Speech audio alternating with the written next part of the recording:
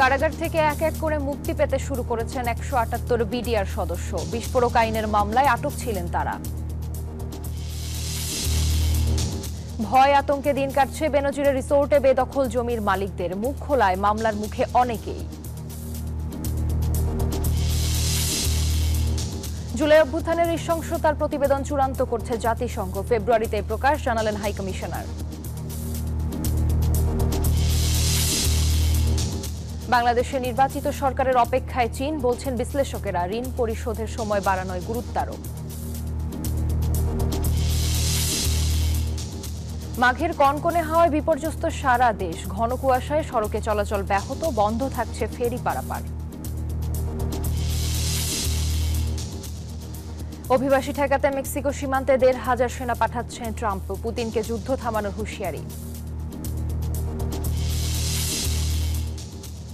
এবং বিপিএলে চট্টগ্রাম পর্বের শেষ দিন আজ। দুপুরে দুর্বার রাজশাহীর প্রতিপক্ষ রংপুর রাইডার্স, সন্ধ্যায় খুলনার মুখোমুখি সিলেট।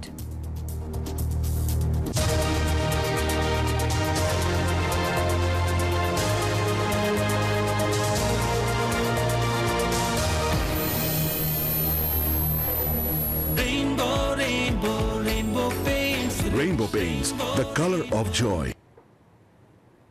স্বাগত নিউজ 24 সংবাদে। আপনাদের সাথে আছি আমি জান্নাতুল ফেরদৌস রুবা। দেখছিলেন সংবাদ শিরোনাম। শব্দের আরেক নাম, একদম ইউনিক স্ট্রাকচারাল ডিজাইনের কসমিক ডোর। এর ওয়াল থিকনেস ও রিপ থিকনেস বেশি থাকা থেকে 50 বছরেরও বেশি। কসমিক ডোর, নিশ্চিন্তে 50 বছর। পিলখানা ট্র্যাজেডির ঘটনায় বিস্ফোরক আইনে করা মামলায় জামিনের পর আজ কারামুক্ত হতে যাচ্ছেন ১৭৮ জন। এর মধ্যে কেরানীগঞ্জ থেকে মুক্ত হচ্ছেন অনেকে। দীর্ঘ ১৬ বছর পর মুক্তি পেতে যাওয়ায় প্রিয় মানুষগুলোর জন্য সকাল থেকেই ঢাকা কেন্দ্রীয় কারাগারের সামনে অপেক্ষা করতে দেখা যায় স্বজনদের। ফুলের মালা দিয়ে বরণ করতে কারো মা, কারো বাবা, কারো স্ত্রী এসেছেন, কারো বা সন্তান।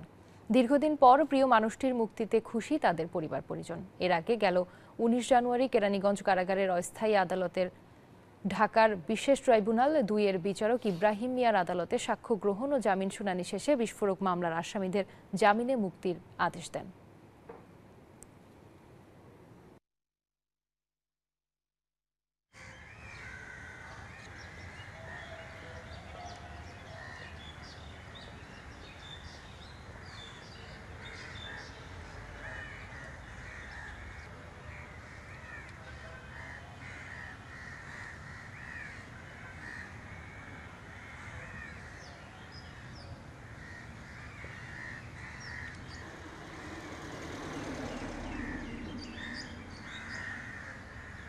লেফটের পতাকা, রাইটের পতাকা ধরে দেন।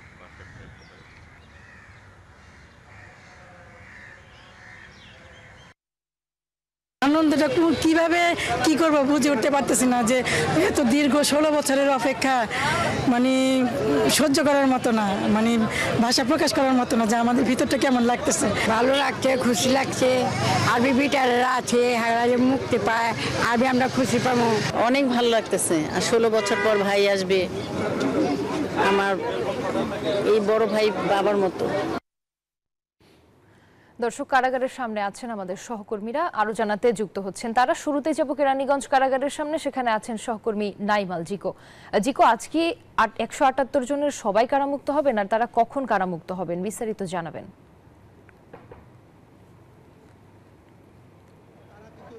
সকালবেলা থেকে তারা অবস্থান করছেন, ফুলের মালা নিয়ে অবস্থান করছেন।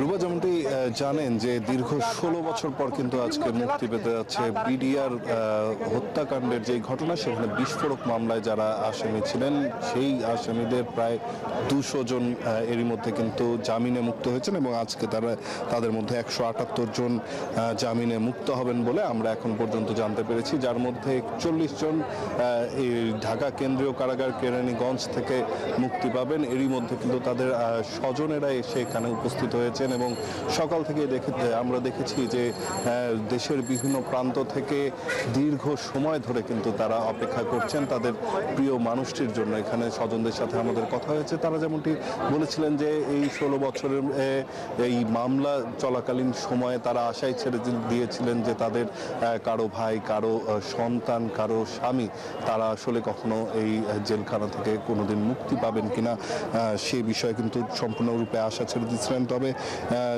শেষ পর্যন্ত কিন্তু তাদের এই দীর্ঘ প্রতীক্ষার অবসান হতে চলেছে আজকে সকাল থেকেই তারা ফুল হাতে কিন্তু এই ঢাকা কেন্দ্রীয় কারাগার কেরানীগঞ্জের সামনে এসে কিন্তু অবস্থান করছেন এবং প্রত্যেকের মধ্যেই কিন্তু আমরা খুশি, আবেগ সবকিছু কিন্তু আসলে লক্ষ্য করেছি। তো যেমনটি বলছিলাম যে এখানে আসলে এখনো দীর্ঘ সময় ধরে মানুষ অপেক্ষা করছেন এবং এখানে হয়তোবা কিছুক্ষণের মধ্যেই তারা বের হবেন। অনেকের স্বজনরাও কিন্তু ভেতরে প্রবেশ করেছেন। তো এই ছিল এখন পর্যন্ত আমার কাছে এখানকার সবশেষ তথ্য। আমার আরেক সহকর্মী কাশিমপুর কারাগারে রয়েছেন, সেখানকার পরিস্থিতি জানতে সরাসরি যুক্ত হব তার সাথে। জাহাঙ্গীর, আপনার ওখানে আসলে কি অবস্থা এটি যদি একটু জানান।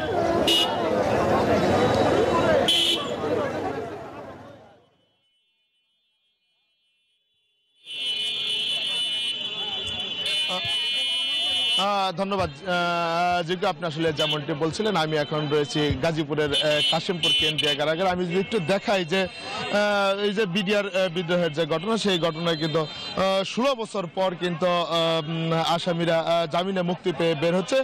আমি যতটা জানতে পেরেছি যে কেরানীগঞ্জ কেন্দ্রীয় কেরানীগঞ্জ এবং কাশিমপুর কেন্দ্রীয় কারাগার মিলে 178 জন আসামি জামিনে মুক্তি পেয়ে বের হওয়ার কথা রয়েছে। এবং আমি এখানে এসে কেন্দ্রীয় কাশিমপুর কারাগারে এসে ফটকে রয়েছে এবং যতটা জানতে পেরেছি এবং তাদের স্বজনদের সাথে কথা বলেছি, তারা বলছেন যে দীর্ঘ 16 বছর পর তাদের যে স্বজন তারা বের হচ্ছে এবং তারা কিন্তু খুব আনন্দিত এবং উচ্ছ্বাসিত এবং এইখানে কিন্তু তাদের যে স্বজন রয়েছে তারা কিন্তু ভিড় করছে এবং তারা অপেক্ষায় রয়েছে যে কখন তাদের স্বজন জামিনে মুক্তি পেয়ে বেরিয়ে আসবে। সেই অপেক্ষায় কিন্তু যে সাধারণ যে দর্শনার্থী তারা রয়েছে এবং তারা কিন্তু এই কাশিমপুর ফটকের সামনে কিন্তু অবস্থান করছেন এবং কেন্দ্রীয় কাশিমপুর কারাগারের জেলার সাথে আমার কথা হয়েছে, তিনি যেমনটি জানিয়েছেন যে কাগজ পৌঁছেছে এবং কাগজের যে জামিনের কাগজ পৌঁছেছে এবং পৌঁছানোর পরে যাচাই বাছাই শেষে কিন্তু কারাগার থেকে মুক্তি দেব। তো এই ছিল গাজীপুরের কেন্দ্রীয় কাশিমপুর কারাগার থেকে আমার কাছে সর্বশেষ তথ্য। রুবা। জি, আপনি তথ্য সংগ্রহ করতে থাকুন, আপনাকে ধন্যবাদ। এই যে আমার ব্যাংক আরএফএল গ্যাস স্টোভ, এর সায়েন্টিফিক নজল আর ব্রাশ বার্নার তাপকে সমানভাবে ছড়িয়ে খরচ বাঁচায় 25%। আরএফএল গ্যাস স্টোভ নিরাপদ ও গ্যাস সাশ্রয়ী। 304 ফুড গ্রেড স্টেইনলেস স্টিলে তৈরি, যা নিশ্চিত করে জংবিহীন সিঙ্কের আজীবন নিশ্চয়তা। আরএফএল কিচেন সিঙ্ক, স্বাস্থ্যকর কিচেনের চিরস্থায়ী সমাধান। 5 আগস্টের পর সারা দেশেই বদলেছে প্রেক্ষাপট। মানুষ মুখ খুলছেন অনিয়ম আর দুর্নীতির বিরুদ্ধে। তবে গোপালগঞ্জের সাবেক আইজিপি বেনজিরের সাভানা ইকো রিসোর্টে যাদের জমি দখল করা হয়েছে বলে অভিযোগ, তাদের জীবনে বদলায়নি কিছুই। বিচার পাওয়া তো দূরের কথা, উল্টো এখনও তাদের দিন কাটে ভয় আর আতঙ্কে। বেনজির আহমেদের বিরুদ্ধে মুখ খোলায় অনেকের নামে দেয়া হয়েছে মামলাও। তবে কি সেখানে এখনও রয়েছে বেনজির আহমেদের ভূত? গোপালগঞ্জ থেকে ফিরে বিস্তারিত জানাচ্ছেন মাসুদা লাবনী।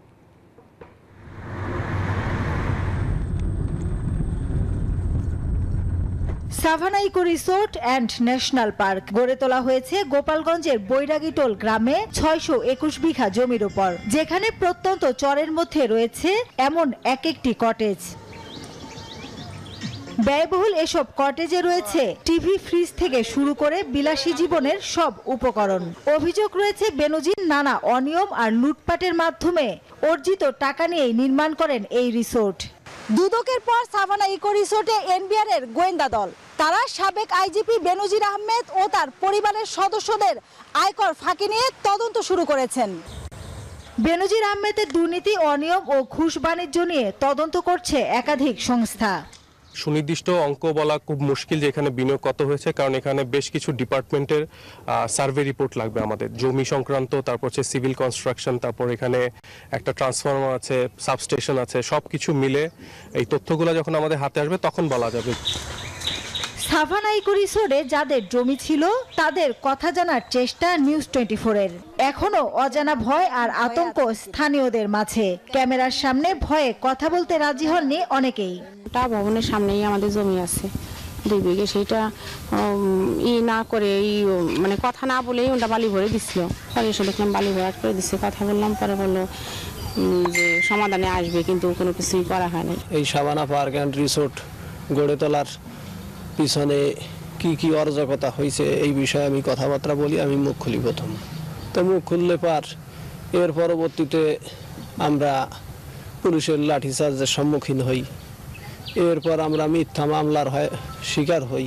আমরা ভাবছিলাম যে বেনজির সাহেব হয়তো বা দুর্নীতির মামলায় উনি সম্পৃক্ত, হয়তো বা আমরা এখন একটু স্বস্তিতে ফিরব, জনজীবনে একটা স্বস্তি আসবে, কিন্তু বাস্তবে আমাদের ফলাফল মুখ খুলে আরো পরিস্থিতি খুবই খারাপ হয়েছে। যদিও এনবিআর বলছে যাদের জমি দখল করা হয়েছে তারা অভিযোগ দিলে তদন্ত করা হবে। ফসলি জমিতে পিলার দিয়ে দখলে নিতেন বেনজিরের লোকজন। এছাড়া সাধারণ মানুষকে ভয় দেখিয়ে জোর করেও লিখে নিতেন সম্পত্তি। এভাবেই গড়েছেন বিশাল ও বিলাসবহুল এই resort. Masuda Laboni, Savanna eco resort, Gopalganj. Bijli cables যে কোনো স্থাপনার বৈদ্যুতিক সংযোগকে রাখে নিরাপদ। এর স্ক্রিন কোটেড ইনসুলেশন সম্পূর্ণ ফায়ার রিটার্ডেন্ট, তাই বিজলি কেবলস নিজেই নিজেকে নেভায়। বিজলি কেবলস, নিরাপদ আজীবন। জুলাই আগস্ট গণঅভ্যুত্থানে চালানো নৃশংসতা নিয়ে প্রতিবেদন চূড়ান্ত করছে জাতিসংঘের তথ্য উপাত্ত সংগ্রহকারী মিশন। প্রকাশ করা হবে ফেব্রুয়ারিতেই, জানিয়েছেন জাতিসংঘের মানবাধিকার বিষয়ক হাই কমিশনার ভলকার তুর্ক। সুইজারল্যান্ডের দাভোসে বিশ্ব অর্থনৈতিক ফোরামে বার্ষিক সভার ফাঁকে প্রধান উপদেষ্টা ডক্টর মোহাম্মদ ইউনূসের সঙ্গে সাক্ষাৎ করেন তিনি। সেখানেই প্রতিবেদন নিয়ে অগ্রগতির কথা তুলে ধরেন। বুধবার দুজনের এই সাক্ষাৎ হয়। ভলকার তুর্ক বলেন, এই প্রতিবেদন জেনেভায় জাতিসংঘ মানবাধিকার বিষয়ক কার্যালয় থেকে প্রকাশিত হবে।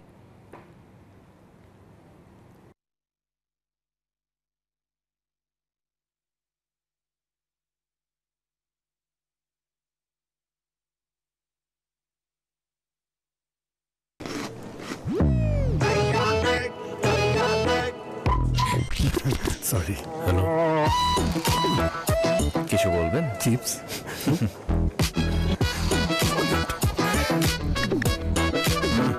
বেশি ফাস্ট। বড় ভাই, উকি ঝুঁকি মারার অভ্যাসটা বদলান, 1 নম্বরে আসেন। লিমিটলেস ভিডিও প্যাকে ভিডিও দেখার 1 নম্বর এক্সপেরিয়েন্স।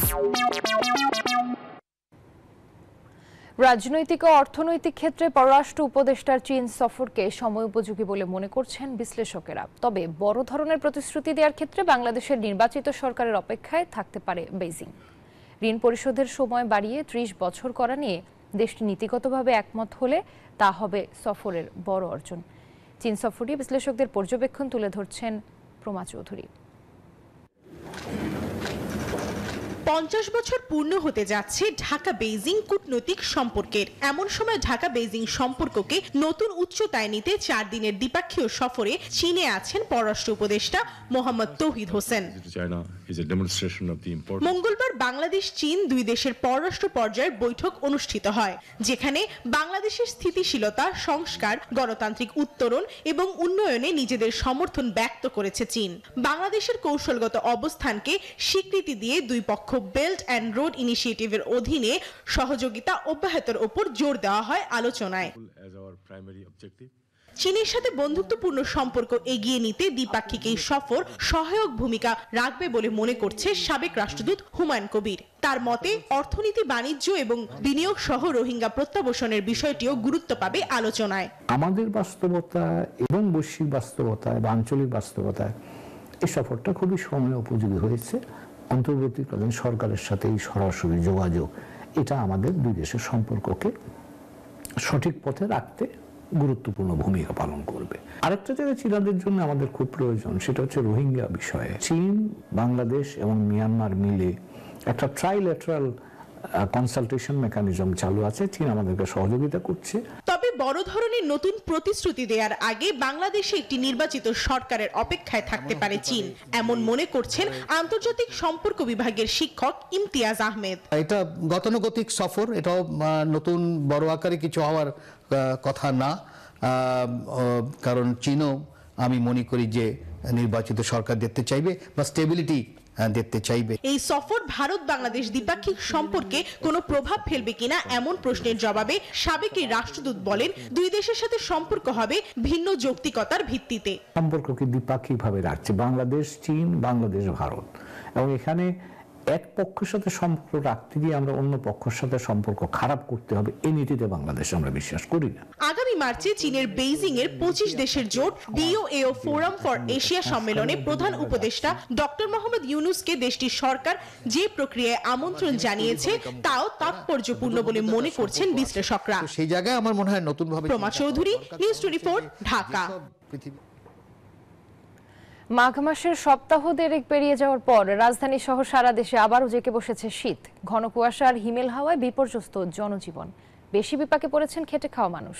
খড়কুটো জ্বালিয়ে তীব্র শীত নিবারণের চেষ্টা করছেন অনেকে। ঘন কুয়াশায় দিনের আলোতেও হেডলাইট জ্বালিয়ে চলছে যানবাহন। বৃহস্পতিবার পঞ্চগড়ের তেঁতুলিয়ায় সর্বনিম্ন তাপমাত্রা রেকর্ড হয়েছে 12.2 ডিগ্রি সেলসিয়াস।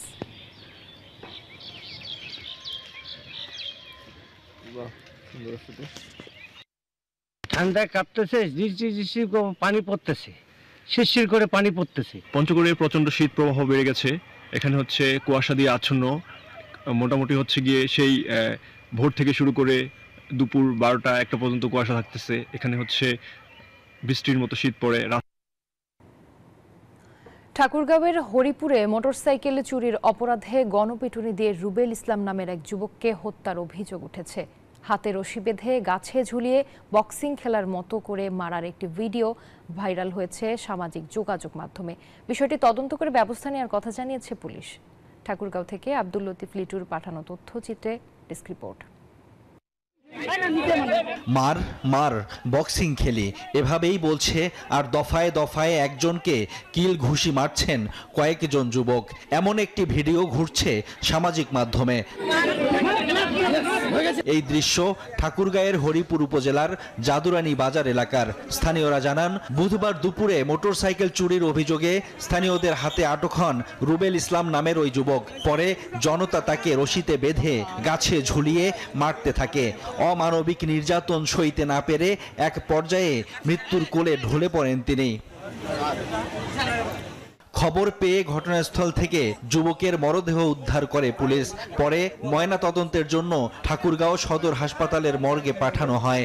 অমানবিক এই ঘটনার তদন্ত করে ব্যবস্থা নেয়ার কথা জানিয়েছে পুলিশ।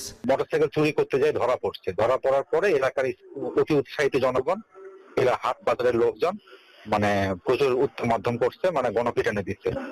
গণপিটানে দেওয়ার পরে তারপর আমরা পুলিশে উপস্থিত হয়েছে। পুলিশে উপস্থিত হওয়ার পর মুমূর্ষু অবস্থা, ওই সময় স্পটে ওখানে মারা গেছে। নিহত রুবেল ইসলাম পীরগঞ্জ উপজেলার গোগর পটুয়া পাড়ার খলিলুর রহমানের ছেলে। Desk report, news 24। স্থায়ী ক্যাম্পাসের দাবিতে টানা আন্দোলন চালিয়ে যাচ্ছেন সিরাজগঞ্জের রবীন্দ্র বিশ্ববিদ্যালয়ের শিক্ষার্থীরা।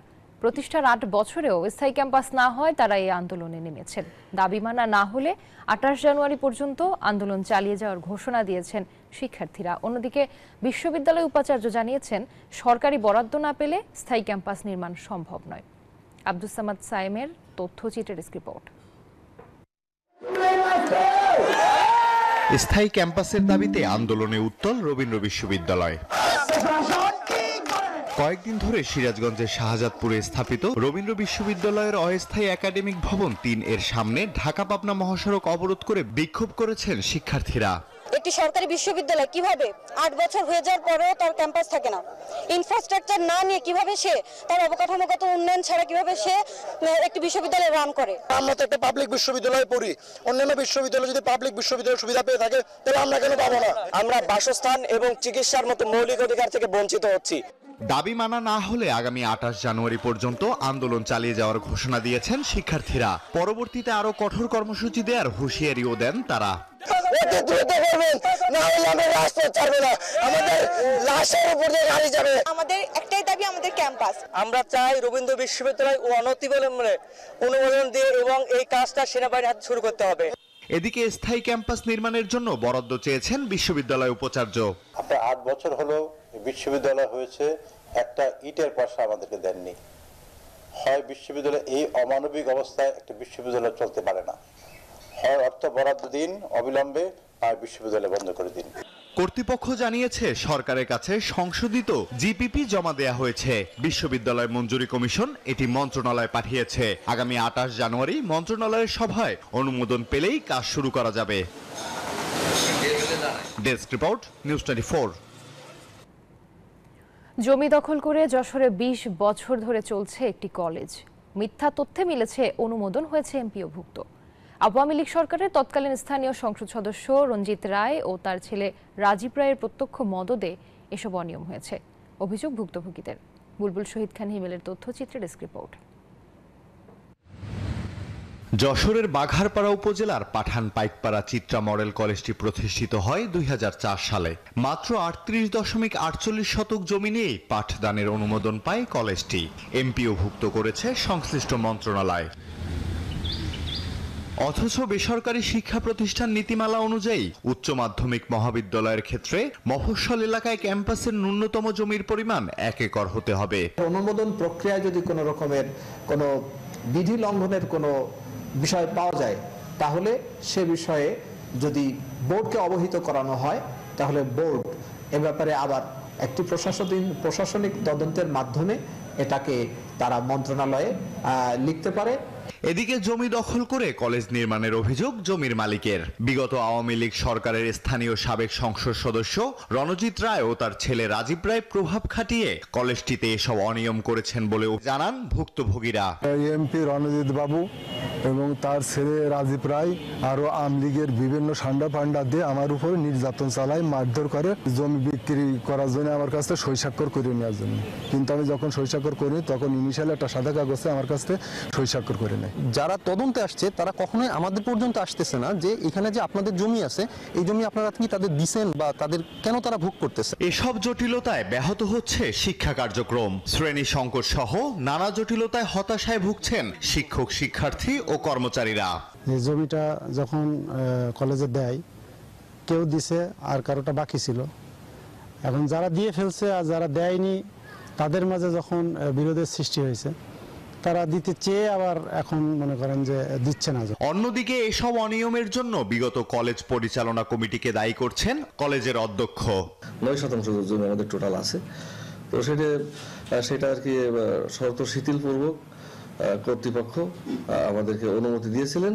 জেলা শিক্ষা প্রকৌশল অধিদপ্তর জানিয়েছে জমির জটিলতায় কলেজের ভবন নির্মাণের কাজ থেকে পিছিয়ে এসেছে তারা। ওখানে জমির মালিকানা সংক্রান্ত সমস্যা আছে এবং এইটা আমাদের শিক্ষা প্রকৌশল অধিদপ্তর যশোরের নির্বাহী প্রকৌশলী স্যার উনি জানার পরে টোটালি ওনাদের এস্টিমেট বা ওখানে উন্নয়নমূলক এই মেরামত সংস্কারের কাজ সংক্রান্ত টোটাল বিষয়টা উনি স্থগিত করে দেন। ছাত্র জনতার গণ অভ্যুত্থানে সরকার পতনের পর কলেজ পরিচালনা কমিটির নতুন সভাপতি সংকট সমাধানে উদ্যোগ নিলেও এখনো সমাধান হয়নি। জনাব ওসমান গনি যদি আগ্রহী হন, কলেজের পক্ষ থেকে আমরা চাইবো যে ওনার সাথে বসে এবং উভয় পক্ষ উইন উইন সিচুয়েশনে আমরা এটা সমাধান করা যায় কিভাবে সেটা নিয়ে। এটা বর্তমান সময়ে এসে ক্যাম্পাস পরিবর্তনের কথাও ভাবছে কলেজ কর্তৃপক্ষ। তবে শেষ পর্যন্ত নিজেদের জমি দখলে পাবেন কিনা তা নিয়ে সংশয়ে আছেন জমির মালিকরা। Desk report, news 24। নিউজ 24 সংবাদে নিচ্ছে একটি বিরতি, সাথেই থাকুন।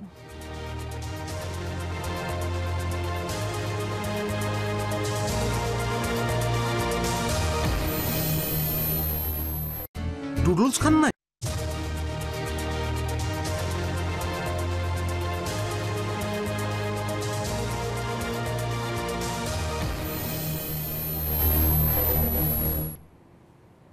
স্বাগত আরেকবার নিউজ 24 সংবাদে।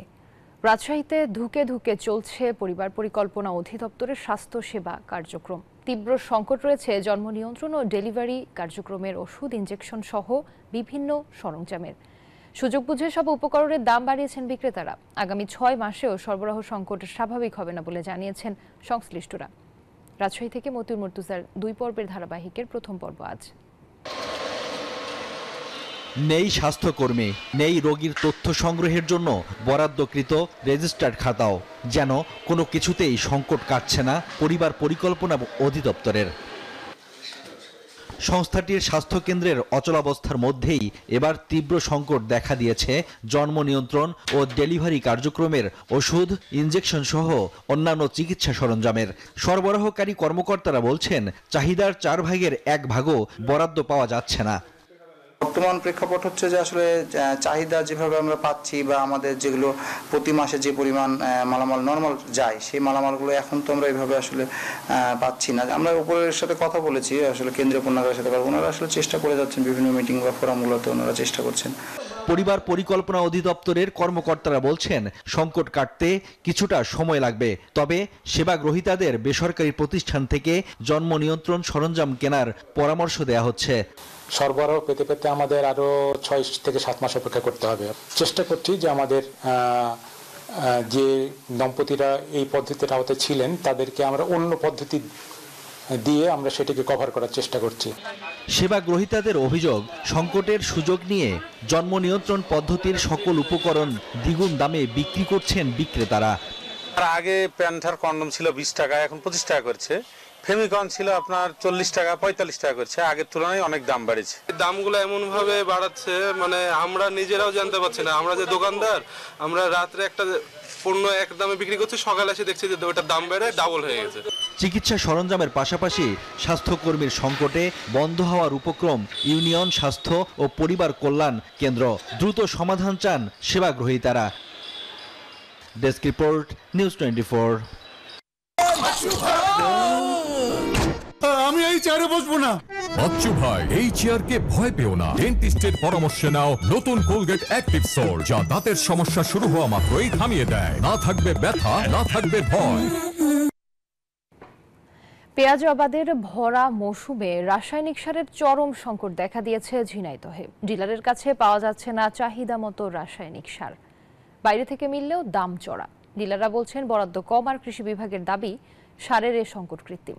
ঝিনাইদহ থেকে শেখ রুহুল আমিনের তথ্য, জিটা ডেস্ক রিপোর্ট। মাঠের পর মাঠ আবাদ করা হয়েছে পেঁয়াজ। বুক ভরা আশা নিয়ে পেঁয়াজ আবাদ করে বিপাকে পড়েছেন ঝিনাইদহের শৈলকুপার কৃষক।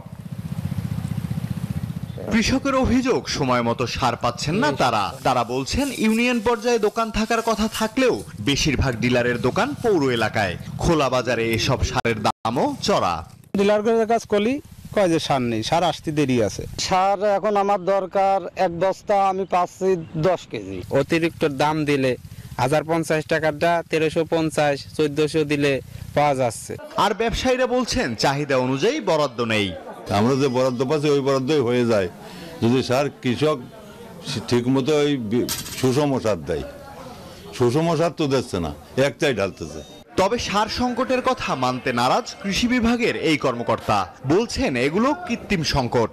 বর্তমানে কোনো সংকট নাই। আমার গত মাসে সারের চাহিদাটা বেশি ছিল। গত মাসে যখন বেশি ছিল তখন আমি এই মাসের থেকে অগ্রিম 500 টন ডিএপি আমি নিয়ে গেছি, নিয়ে আমরা সেটা উত্তোলন করে কৃষক পর্যায়ে বিতরণ করে দিছি। প্রত্যেকটা কৃষকের বাসায় এখন পর্যন্ত পর্যাপ্ত সার আছে। চলতি বছর শৈলকুপা উপজেলায় পেঁয়াজ আবাদের লক্ষ্যমাত্রা ধরা হয়েছে 12,000 হেক্টর জমিতে, যেখানে ইউরিয়া, টিএসপি, ডিওপি সহ রাসায়নিক সারের চাহিদা রয়েছে 8,000 মেট্রিক টন।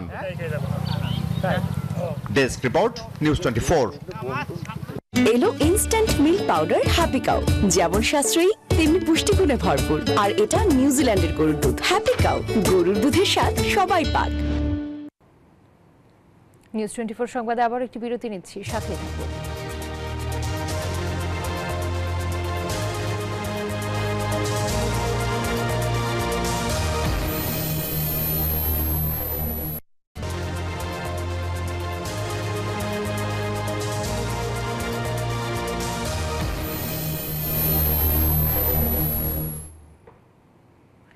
আবারও স্বাগত নিউজ 24 সংবাদে।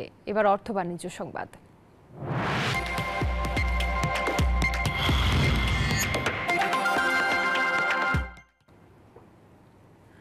এভারেস্ট পর্বতে আরোহণের ফি 36% বৃদ্ধির ঘোষণা দিয়েছে নেপাল। সেই সাথে দেশটির অন্যান্য পর্বতে আরোহণের ফিও বিভিন্ন মৌসুমের জন্য বিভিন্ন হারে বাড়ানো হচ্ছে।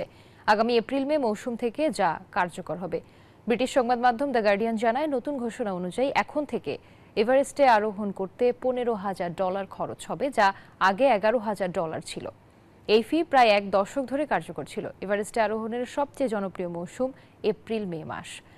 আগামী এই মৌসুম থেকে সাউথ ইস্ট রিজ বা সাউথ কোল রুট ধরে যারা এভারেস্টে আরোহণ করবেন তাদের এই বাড়তি ফি গুনতে হবে। সেপ্টেম্বর, নভেম্বর ও ডিসেম্বর, ফেব্রুয়ারি হলো এভারেস্ট আরোহণের কম জনপ্রিয় মৌসুম। এই দুই মৌসুমে ওঠার জন্য এখন থেকে যথাক্রমে $7,500 ও $3,750 ফি খরচ করতে হবে।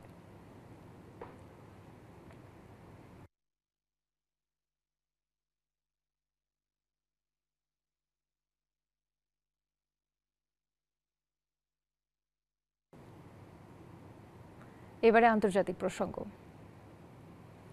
অবৈধ অভিবাসীদের ঠেকাতে মেক্সিকো সীমান্তে 1,500 সেনা পাঠাচ্ছেন যুক্তরাষ্ট্রের প্রেসিডেন্ট ডোনাল্ড ট্রাম্প। ক্ষমতায় এসেই সেখানে জরুরি অবস্থা জারি করেন তিনি। এদিকে ইউক্রেন যুদ্ধ থামাতে বলেছেন ট্রাম্প, নইলে রাশিয়ার ওপর আরও নিষেধাজ্ঞার হুমকি দিয়েছেন তিনি। প্রতিক্রিয়ায় মস্কো বলছে, যুদ্ধ বন্ধে কেমন চুক্তি চায় ওয়াশিংটন সেটা আগে স্পষ্ট হতে হবে। অবৈধ অভিবাসীদের তাড়াতে আরও এক ধাপ এগিয়ে গেলেন নয়া মার্কিন প্রেসিডেন্ট। বুধবার যুক্তরাষ্ট্রের দক্ষিণে মেক্সিকো সীমান্তে 1,500 সেনা, উড়োজাহাজ ও হেলিকপ্টার পাঠানোর ঘোষণা দেন ডোনাল্ড ট্রাম্প। অবৈধ অভিবাসীদের নিজ দেশে ফেরত পাঠানোর প্রক্রিয়ার অংশ হিসেবে এই পদক্ষেপ নিল তার প্রশাসন। এক ঊর্ধ্বতন সামরিক কর্মকর্তার বরাতে জানা যায়, এসব সেনা আইন প্রয়োগকারী কাজে জড়িত থাকবে না, সশরীরে বাধা দিতে এবং অন্যান্য সীমান্ত অভিযানে নিয়োজিত থাকবে তারা। এদিকে ইউক্রেন যুদ্ধের অবসান না হলে রাশিয়ার ওপর উচ্চমাত্রার কর, শুল্ক ও নিষেধাজ্ঞা আরোপের হুমকি দিয়েছেন ট্রাম্প। ট্রুথ সোশ্যালে করা এক পোস্টে অবিলম্বে অর্থহীন যুদ্ধ বন্ধ করতে চুক্তি করার আহ্বান জানিয়েছেন প্রেসিডেন্ট। একদিন আগেও রাশিয়ার ওপর নিষেধাজ্ঞা আরোপের ব্যাপারে তিনি মন্তব্য করেছিলেন, যুদ্ধ কখনোই শুরু হওয়া উচিত ছিল না। আমি প্রেসিডেন্ট থাকলে ইউক্রেনের যুদ্ধ কখনোই হতো না। এদিকে ট্রাম্পের হুমকির প্রতিক্রিয়ায় জাতিসংঘে রাশিয়ার উপরাষ্ট্রদূত দিমিত্রি পোলিয়ানস্কি বলেছেন, ক্রেমলিনকে স্পষ্টভাবে আগে বুঝতে হবে যুদ্ধ বন্ধে কেমন চুক্তি দাবি করছে যুক্তরাষ্ট্র। Desk report, news 24। ক্যালিফোর্নিয়ার লস অ্যাঞ্জেলেসে আবারও নতুন করে ছড়িয়ে পড়ছে দাবানল। স্থানীয় সময় বুধবার থেকে শহরের উত্তরাঞ্চলে ঝোড়ো বাতাসের কারণে দ্রুত গতিতে ছড়াচ্ছে দাবানলটির আগুন।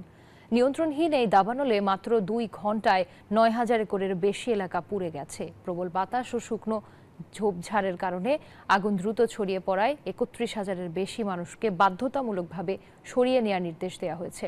এদিকে ক্যালিফোর্নিয়ার দক্ষিণাঞ্চলের ভয়াবহ দাবানল নিয়ন্ত্রণে এলেও এখনও জারি রয়েছে রেড ফ্ল্যাগ সতর্কতা।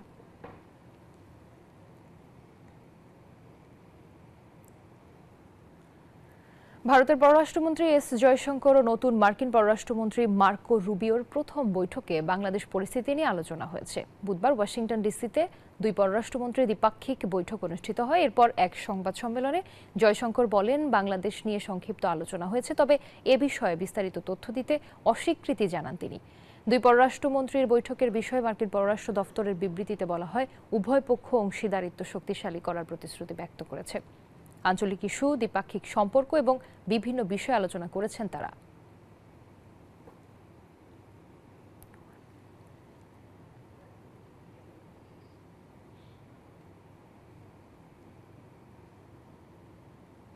সংবাদে আবার একটি বিরতি নিচ্ছি, সাথেই থাকুন।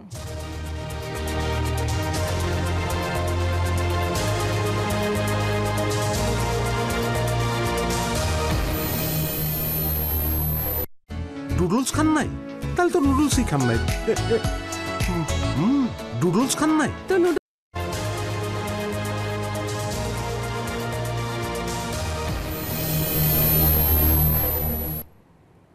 আবারও স্বাগত নিউজ 24 সংবাদে। এবার জানাবো খেলার সংবাদ। বিপিএলে চট্টগ্রাম পর্বের শেষ দিন প্রথম ম্যাচে দুপুর 1টায় দুর্বার রাজশাহীর বিপক্ষে মাঠে নামবে রংপুর রাইডার্স আর সন্ধ্যা 6:30টায় সিলেট স্ট্রাইকার্সের প্রতিপক্ষ খুলনা টাইগার্স। ঢাকা পর্বে সব প্রতিপক্ষকে বিধ্বস্ত করে সিলেটেও রংপুর ছিল দুর্দান্ত। তাদের দাপট থামানোর মতো কোনো দলের দেখা মেলেনি চট্টগ্রাম পর্বেও। আসরের সব ম্যাচ জিতে প্রথম দল হিসেবে প্লে অফ নিশ্চিত করেছে নুরুল হাসান সোহানের দল। অন্যদিকে 6 পয়েন্ট নিয়ে টেবিলের 6 অবস্থান রাজশাহীর। পারিশ্রমিক জটিলতা, অধিনায়ক বদল, এরকম নানা ইস্যু নিয়ে জটিলতায় আছে দলটি। গত ম্যাচে চিটাগংয়ের বিপক্ষে মাত্র 80 রানে গুটিয়ে যায় তাসকিন আহমেদের দল। আজকের ম্যাচেও পয়েন্ট হারালে প্লে অফের স্বপ্ন ফিকে হয়ে যাবে তাদের।